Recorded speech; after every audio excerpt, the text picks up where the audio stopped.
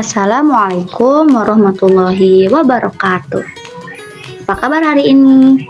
Semoga kita bisa melaksanakan kegiatan pembelajaran ini dalam keadaan sehat walafiat. Kali ini kita akan membahas tentang kalimat efektif. Apa itu kalimat efektif? Kalimat efektif adalah kalimat yang disusun dengan padat, jelas, dan lengkap agar mudah dipahami. Selain pengertian, kita juga harus tahu syarat-syaratnya. Di sini ada 4 syarat-syarat kalimat efektif. Yang pertama, harus sesuai EYD. Sebuah kalimat efektif haruslah menggunakan ejaan maupun tanda baca yang tepat agar lawan bicara bisa mudah memahami apa yang kita bicarakan atau apa yang kita tulis. Yang kedua, sistematis. Sebuah kalimat paling sederhana adalah memiliki susunan objek dan predikat. Kemudian ditambahkan dengan objek dan pelengkap hingga keterangan sebisa mungkin guna mengefektifkan kalimat. Buatlah kalimat yang urutannya tidak memusingkan.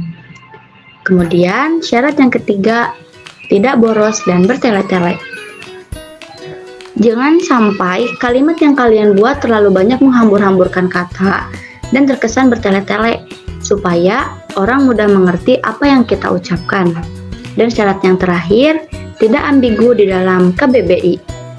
Ambigu artinya bermakna ganda atau bermakna lebih dari satu, sehingga menimbulkan keracuan atau multitasking.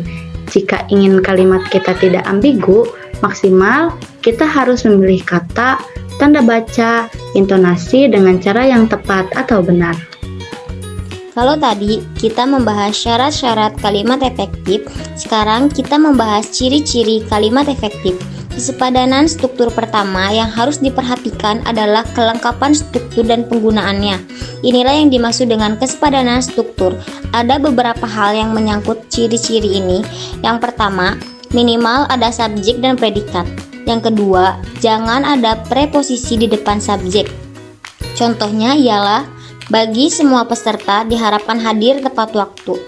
Itu kalimat tidak efektif, sedangkan kalimat efektifnya semua peserta diharapkan hadir tepat waktu. Baik, kita lanjut yang ketiga, yaitu hati-hati menggunakan konjungsi di depan predikat. Contohnya ialah dia yang pergi meninggalkan saya. Contoh yang kita lihat adalah salah, karena dalam contoh tersebut ada kata yang.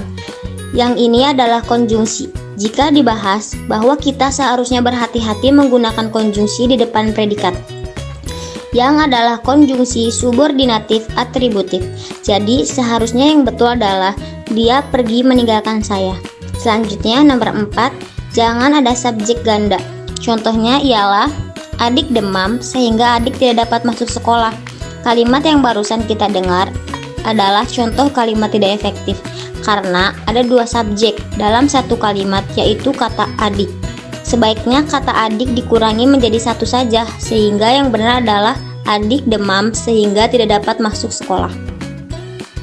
Selanjutnya, kehematan kata. Karena salah satu syarat kalimat efektif adalah ringkasan dan tidak bertele-tele, kalian tidak boleh menyusun kata-kata yang bermakna sama di dalam sebuah kalimat. Ada 2 hal yang memungkinkan kalian membuat kalimat yang boros sehingga tidak efektif. Yang pertama, menyangkut kata jamak, dan yang kedua, mengenai kata-kata bersinonim untuk menghindari hal tersebut. Berikut ini contoh mengenai kesalahan dalam kata jamak dan sinonim yang menghasilkan kalimat tidak efektif. Contoh kata jamak. Para siswa-siswi sedang mengerjakan soal ujian masuk perguruan tinggi. Contoh kalimat barusan kita dengar merupakan contoh kalimat tidak efektif. Karena apa? Karena di dalam kalimat tersebut ada kata para yang merujuk pada pengertian jamak, sedangkan ada pula kata siswa-siswi yang artinya juga jamak. Lebih dari satu siswa, sehingga seharusnya kita hanya memilih satu saja boleh menggunakan para, tapi siswanya.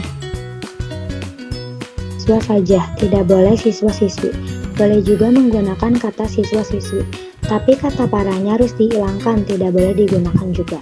Sehingga yang betul adalah siswa-siswi sedang mengerjakan soal ujian masuk perguruan tinggi.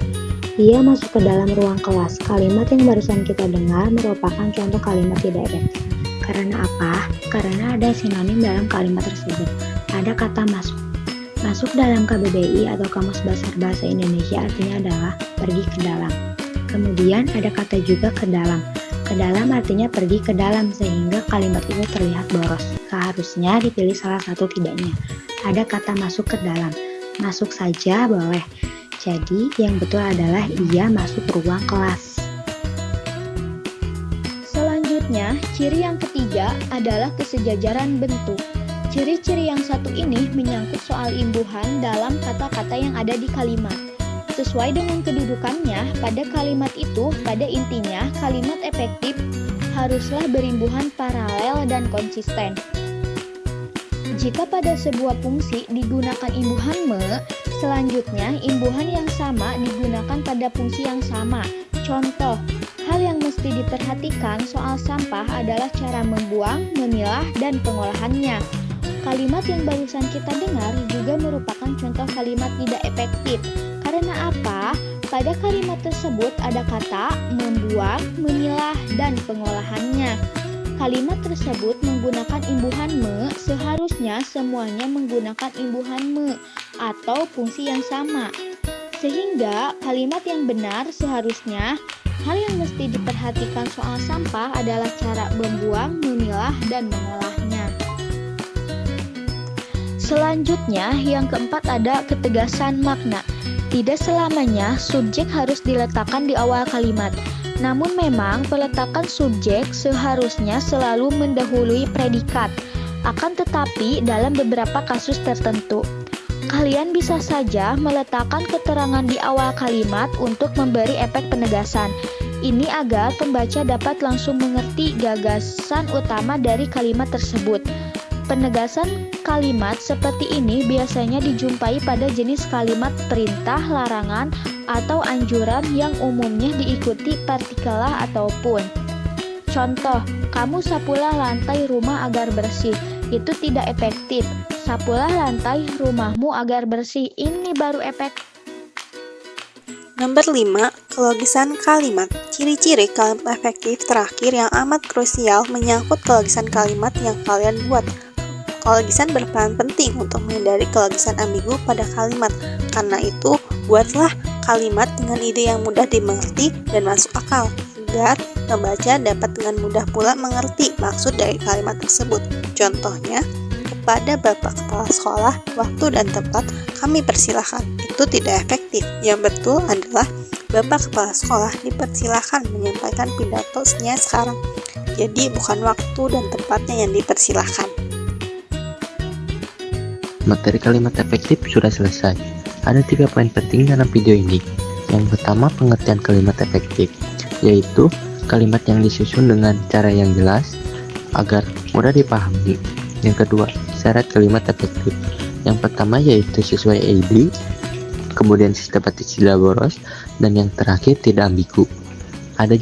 Kemudian ada juga ari-ari kalimat efektif. Ada kesepadanan struktur, kehematan, kata sejajaran, bentuk, dan yang terakhir kelogisan kalimat. Nah, ini yang kita sudah bahas dalam video ya. Semoga bermanfaat untuk kita semua. Terima kasih sudah menyaksikan video ini. Semoga bermanfaat. Ibu akhiri. Wassalamualaikum warahmatullahi wabarakatuh. Mohon izin jika ada salah kata. Sampai jumpa di video berikutnya.